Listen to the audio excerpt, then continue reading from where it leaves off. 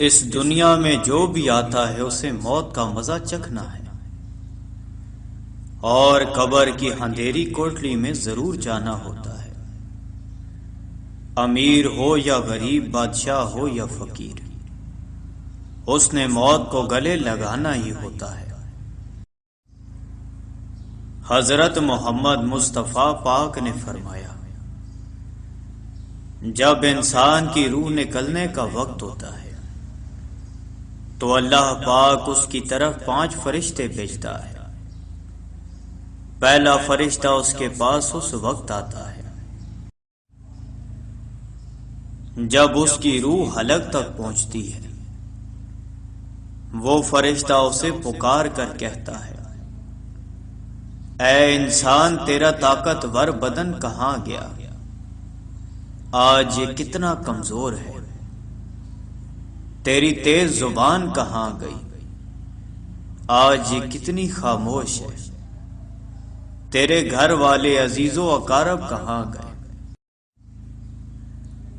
تجھے کس نے تنہا کر دیا؟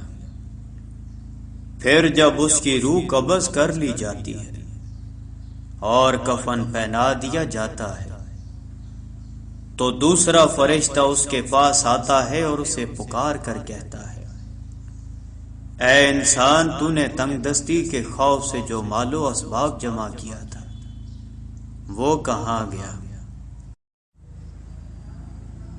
جو گھر بسائے تھے کہاں گئے؟ تو نے تنہائی سے بچنے کے لیے جونس تیار کیا تھا وہ کہاں گیا؟ پھر جب اس کا جنازہ اٹھا دیا جاتا ہے تو تیسرا فرشتہ اس کے پاس آتا ہے اور اسے پکار کر کہتا ہے،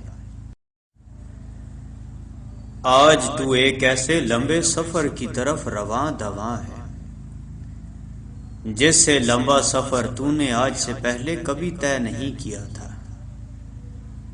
آج تو ایسی قوم سے ملے گا کہ آج سے پہلے کبھی اس سے نہیں ملا۔ آج تجھے ایسے تنگ مکان میں داخل کیا جائے گا کہ آج سے پہلے کبھی ایسی تنگ جگہ میں داخل نہ ہوا تھا۔ اگر تو اللہ کی رضا پانے میں کامیاب ہو گیا تو یہ تیری خوش بختی ہے، اور اگر اللہ پاک تجھ سے ناراض ہوا تو یہ تیری بدبختی ہے۔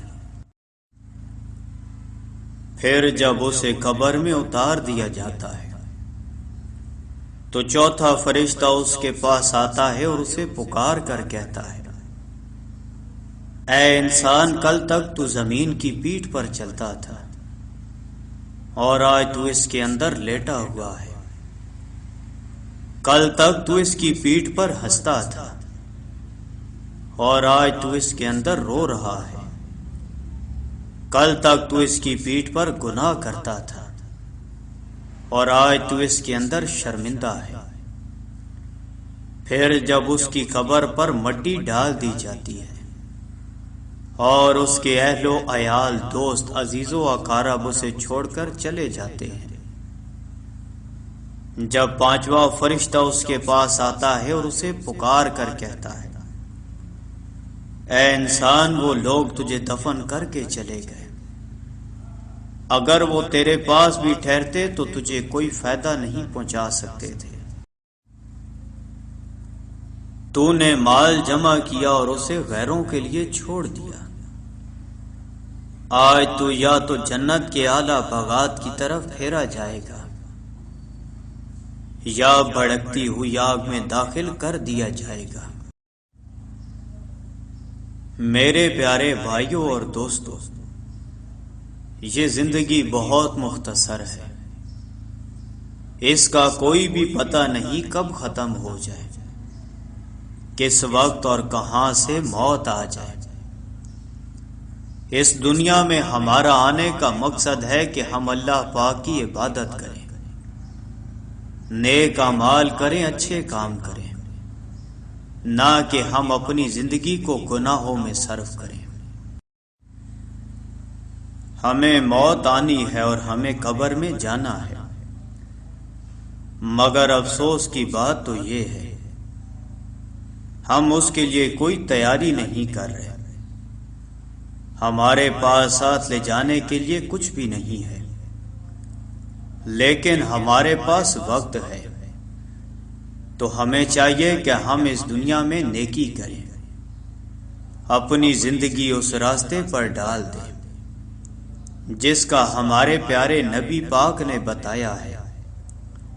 اللہ پاک ہم سب کو سمجھنے اور نیک اعمال کرنے کی توفیق عطا فرمائے، آمین۔